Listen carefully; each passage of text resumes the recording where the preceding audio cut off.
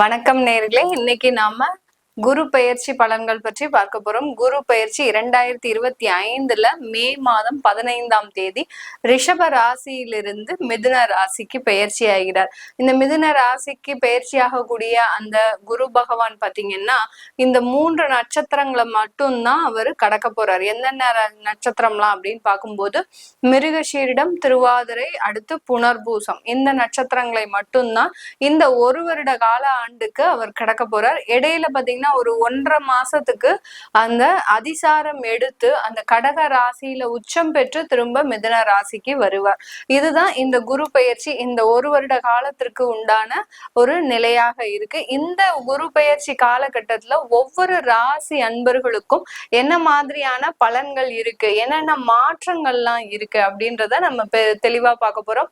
இந்த சேனல்ல முதன்முறையா பாக்குறீங்கன்னா சப்ஸ்கிரைப் பண்ணிக்கோங்க. பெல் பட்டன்ல ஆல் ஆப்ஷன் சூஸ் பண்ணீங்கன்னா உங்களுக்கு என்னுடைய அடுத்தடுத்த பதிவுகள் நோட்டிபிகேஷனா வந்துட்டு இருக்கும்.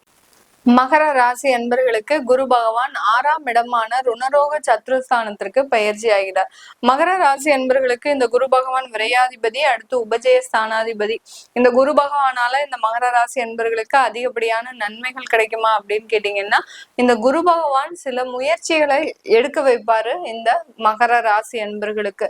அதே சமயம் அடிக்கடி இடமாற்றத்தை கொடுத்துக்கிட்டே இருப்பாரு இந்த மகர ராசி அன்பர்களுக்கு இந்த குரு பகவான். அப்ப நம்மளுக்கு எப்பதான் நம்மளுக்கு நிரந்தர ஒரு வாய்ப்புகள் வரும் அப்படின்னு கேட்டீங்கன்னா இந்த மகர ராசி என்பவர்களுக்கு இந்த நிரந்தர வாய்ப்புகள் மூலமாக அதிகப்படியான இழப்புகள் இருக்கும். நீங்க எப்போ அடிக்கடி மாறிக்கிட்டே இருக்கிறீங்களோ அதுல இருந்து உங்களுக்கு டெவலப்மெண்ட்ன்றது இந்த மகர ராசி என்பவர்களுக்கு ஒரு அருமையாக இருக்கக்கூடிய ஒரு நேரமாக இருக்கும்.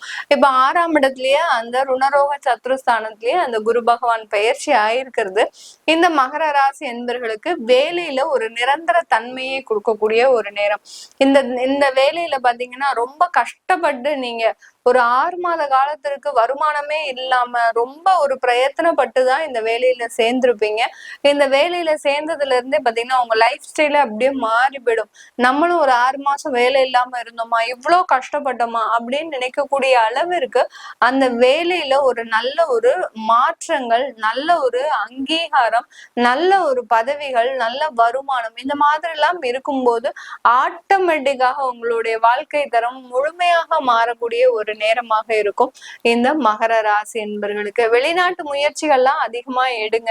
வெளிநாட்டு முயற்சிகள் எடுக்கும் போது ரொம்ப கவனமாக எடுக்கணும். ஏதாவது காசு கொடுத்து நீங்க சேரணும் அப்படின்னா கண்டிப்பா அதெல்லாம் வேணாம். உங்களுடைய சுய திறமையில என்னென்ன உங்களுக்கு டேலண்ட் இருக்கோ, என்னென்ன ஒரு குவாலிஃபிகேஷன் இருக்கோ அந்த திறமைகளை பயன்படுத்தி நீங்க அதை ஒரு அப்ரோச் பண்ணீங்கன்னா கண்டிப்பாக இந்த மகர ராசி என்பவர்களுக்கு அந்த வெளிநாட்டு ஆப்ஷன்ஸ், அதாவது வெளிநாட்டு ஒரு வேலை வாய்ப்புன்றது உங்களுக்கு அதிகப்படியான ஒரு நன்மைகளை கொடுக்கக்கூடிய ஒரு நேரமாக இருக்கும். மேடம் நான் வெளிநாட்டுக்கு போயே ஆகணுமா அப்படின்ற ஒரு ஏக்கம் இந்த மகர ராசி என்பவர்களுக்கு இருக்கும்.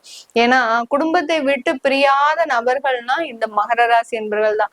ஒரு நிமிஷம் கூட அந்த குடும்பத்தை அங்கங்க விட்டு பிரிய மாட்டாங்க. அந்த வேலைக்கு போனாலும் ஷார்ப்பா ஒரு டயத்துக்கு போயிட்டு ஒரு ஷார்ப்பா வரக்கூடியவர்கள். அந்த ஒரு 5 நிமிஷம் முன்ன பின்ன ஆனாலும் அந்த 5 நிமிஷம் குடும்பத்துல என்ன நடந்தது அப்படின்றத கேட்கறதுக்கு மறக்கவே மாட்டாங்க. அந்த அளவுக்கு அந்த குடும்பத்தை விட்டு பிரியாத நபர்கள்னா நீங்க இந்த மகர ராசி என்பர்கள் தான்.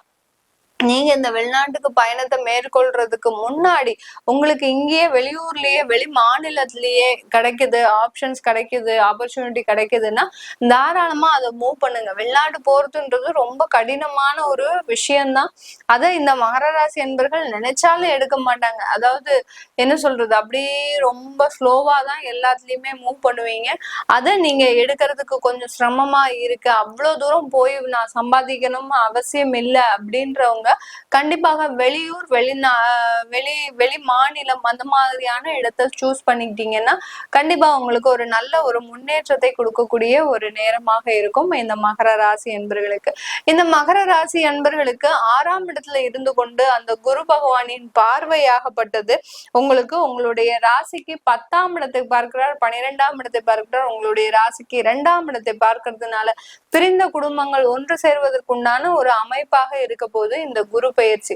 யாரெல்லாம் சும்மா யதார்த்தமான ஒரு வார்த்தைகள்ல கருத்து வேறுபாடுல பிரிஞ்சு இருந்தீங்களோ அவங்க எல்லாருமே மீண்டும் சேர்வதற்குண்டான ஒரு நேரமாக இருக்கும். இந்த யதார்த்தமான ஒரு வாழ்க்கையாகப்பட்டது இந்த மகர ராசி என்பவர்களுக்கு ஒரு நல்ல ஒரு முன்னேற்றத்தை கொடுக்கக்கூடிய ஒரு நேரமாகவும் இருக்க போகுது. அந்த பிரிந்த குடும்பங்கள் ஒன்று சேரும் போது அதற்கு ஒரு விலை மதிப்பே கிடையாது.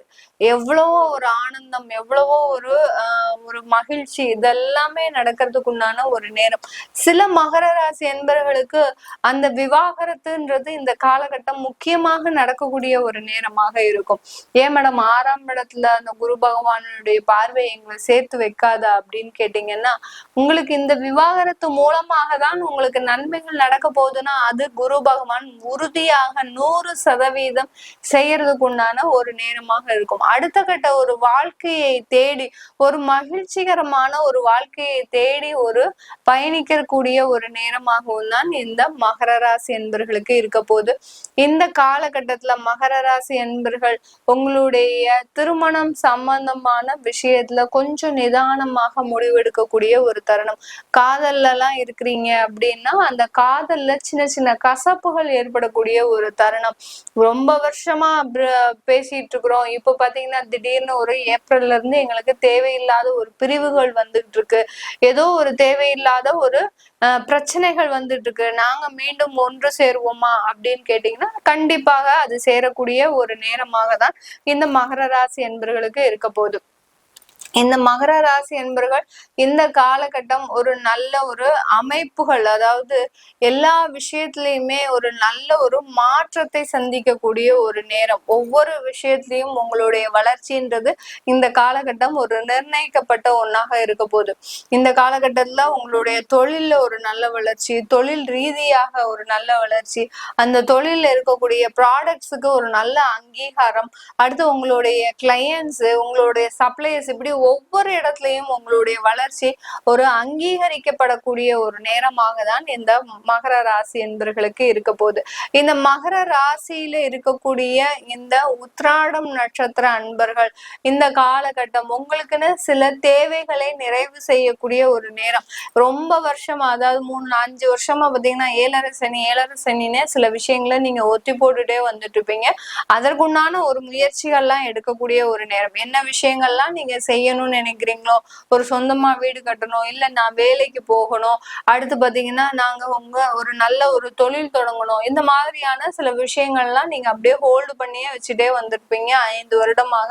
அது எல்லாத்தையுமே இந்த உத்திராடம் நட்சத்திர அன்பர்கள் மீண்டும் கையில் எடுக்கக்கூடிய ஒரு தருணமாக தான் இந்த குரு பயிற்சி காலகட்டம் இருக்க போகுது.